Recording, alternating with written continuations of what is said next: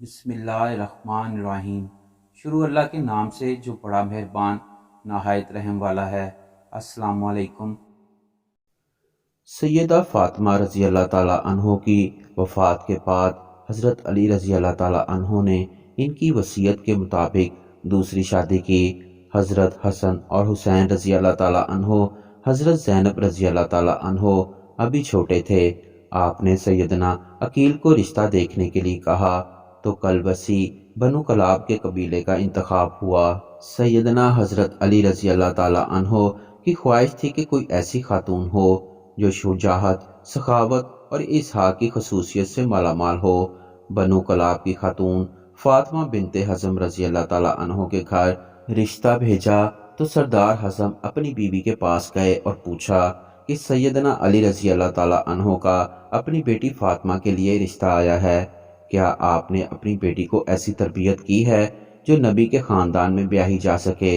رشتہ قبول ہوتا ہے تو فاطمہ بنت حسن سیدنا نبینا رضی اللہ تعالیٰ عنہ سیدنا حضرت علی رضی اللہ تعالیٰ عنہ کے گھر جاتی ہیں تو سیدنا حضرت حسن اور حسین رضی اللہ تعالیٰ عنہ اور حضرت زینب رضی اللہ تعالیٰ عنہ کو گلے لگا لیتی ہیں۔ سیدنا حضرت علی رضی اللہ تعالیٰ عنہ سے درخواست کرتی ہیں کہ ان بچوں کے سامنے آپ مجھے کبھی فاطمہ مت کہیے گا، کیونکہ ان سے ان کو ان کی ماں کی یاد آئے گی۔ میں اس گھر میں ان کی ماں بن کر نہیں بلکہ کنیز بن کر آئی ہوں۔ میرا یہ مقام نہیں کہ ان کی ماں کی جگہ لے سکوں۔ اس کے بعد آپ رضی اللہ تعالیٰ عنہ نے انہیں بیٹا نہیں کہا بلکہ ہمیشہ مولا کہتی رہیں۔ ان کے 4 بیٹے ہوئے، اس لیے انہیں ام البنین بھی کہتے ہیں، مطلب بیٹوں کی ماں۔ وہ اپنے بیٹوں کو ہمیشہ حضرت حسن اور حسین رضی اللہ تعالیٰ عنہ اور حضرت علی رضی اللہ تعالیٰ عنہ کی صرف اطاعت کا حکم دیتی، ادب سکھایا اور کہا جو وہ کہیں بس حکم بجا لانا ہے، بحث نہیں کرنی، یہ اہل بیت ہیں اور ہم ان کے نوکر ہیں۔ حضرت عباس ابن علی رضی اللہ تعالیٰ عنہ، حضرت عبداللہ ابن علی رضی اللہ عنہ، حضرت جعفر ابن علی رضی اللہ تعالیٰ عنہ، حضرت عثمان ابن علی رضی اللہ تعالیٰ عنہ تھے۔ سیدنا حضرت عباس علیہ السلام کے لشکر حسین کے سپہ سالار بھی رہے، شجاعت میں ایک مقام رکھتے تھے، دونوں ہاتھ سے تلوار چلاتے تھے۔ جنگ صفین میں سیدنا حضرت علی رضی اللہ تعالیٰ عنہ نے ان کو بھیجا تو محمد بن حنفیہ کہتے ہیں مولا آپ صرف عباس کو کیوں آگے بھیجتے ہیں؟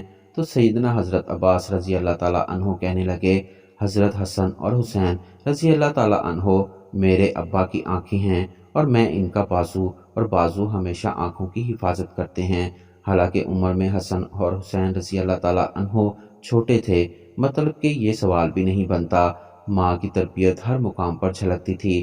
واقعہ کربلا میں جب ایک ایک کر کے لشکر حسین رضی اللہ تعالیٰ عنہ کے سپاہی شہید ہوتے گئے تو سیدنا عباس رضی اللہ تعالیٰ عنہ نے حضرت حسین رضی اللہ تعالیٰ عنہ سے درخواست کی کہ مجھے جانے دیں۔ سیدنا حضرت حسین رضی اللہ تعالیٰ عنہ ان سے تلوار لے لیتے ہیں کہ بس عباس تم پانی لے کے آؤ۔